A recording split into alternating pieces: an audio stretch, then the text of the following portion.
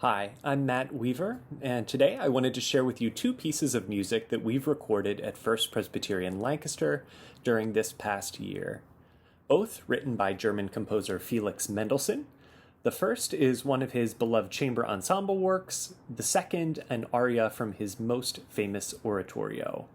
Depending on your level of familiarity, you might be wondering whether you'd even recognize any works of Felix Mendelssohn. Well, if you've sung Hark the Herald Angels Sing at Christmas time, and if you've enjoyed it, consider yourself already a big Mendelssohn fan. This first piece that you'll hear today is from his Piano Trio No. 1 in D minor, which he wrote in 1839 when he was about 30 years old. I'm joined in this performance by violinist Betsy Swartz and cellist Beth Lavender. Here's Beth now to share a little bit more about how this piece was selected. The Mendelssohn D minor has held a very special place in my heart for many years, and it was my first choice when Matt asked me if I had any favorite piano trios that I might like to record. I had fallen in love with it when I was performing it in college, and then a few years later, when I met and fell in love with Steve, he was coincidentally, or not, rehearsing it with his trio. So when it came time for us to select music for our wedding, which took place at FPC in the summer of 1985, the very beautiful slow movement from this piece was at the top of both of our lists. It was so much fun to work on this with Matt and with Betsy, and to be able to record it in the very same space where Steve and I said I do 36 years ago.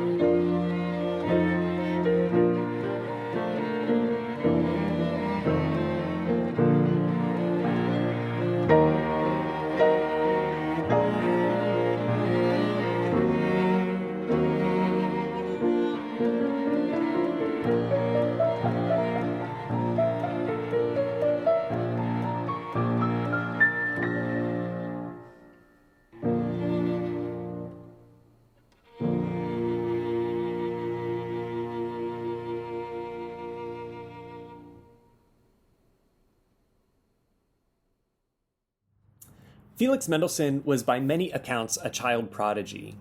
He was born in 1809 in Germany and considered in his youth to be almost like a second Mozart. Mendelssohn was writing in what we call the Romantic period of music. The height of his career was about 50 years after that of Mozart and about 100 years after that of Bach. But when compared to his peers, Mendelssohn's tastes were considered relatively buttoned up and conservative. He didn't push the boundaries of form to the extent that his contemporaries did. Instead, Mendelssohn championed composers of past eras. Bach's music, for instance, was almost unknown to the public when Mendelssohn revived the St. Matthew Passion in its very first performance since Bach's death. That event largely led to the rediscovery of Bach's music. The second piece that you'll hear today is from Mendelssohn's oratorio Elijah, which depicts the life of the prophet. It premiered in 1846, just a year before Mendelssohn's early death at age 38. The premiere was a triumph, with Mendelssohn himself conducting. A second round of performances in London was enjoyed by none other than Queen Victoria, another one of Mendelssohn's big fans. Mendelssohn was a great admirer of Handel and of Haydn, and Mendelssohn's Elijah forms a sort of oratorio big three, along with Handel's Messiah and Haydn's Creation. Compared with the other two, even fairly conservative Mendelssohn shows a very dramatic style in Elijah, at times even bordering on operatic, which is what we'd expect in the Romantic period. This next piece is sung by my good friend and Boston-based tenor Thom Smoker. The recitative you hear at the beginning delivers a lot of lyrics. It's followed by the soaring melody of If With All Your Hearts. Thank you for joining me today, and I hope that you enjoy this piece.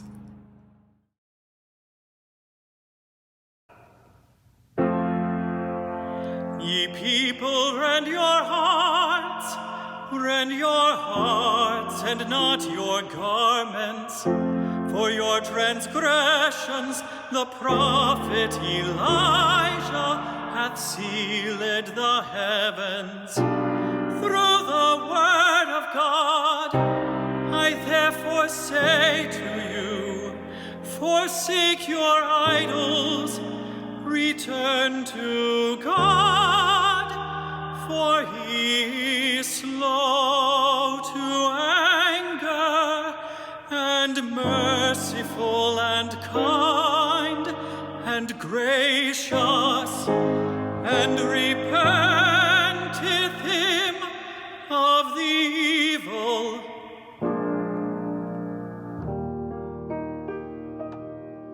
If with all your hearts ye truly seek me, ye shall ever surely find me.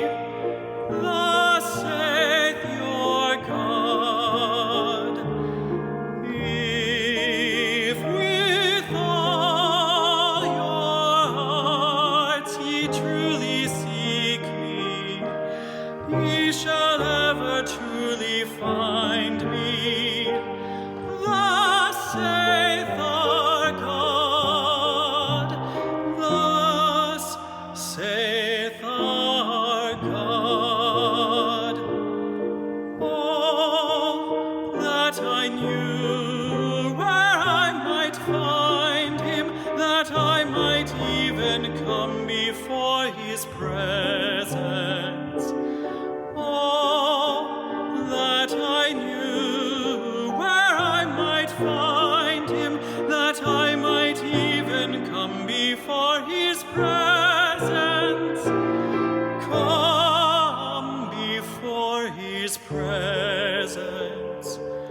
Oh, that I knew where I might find him.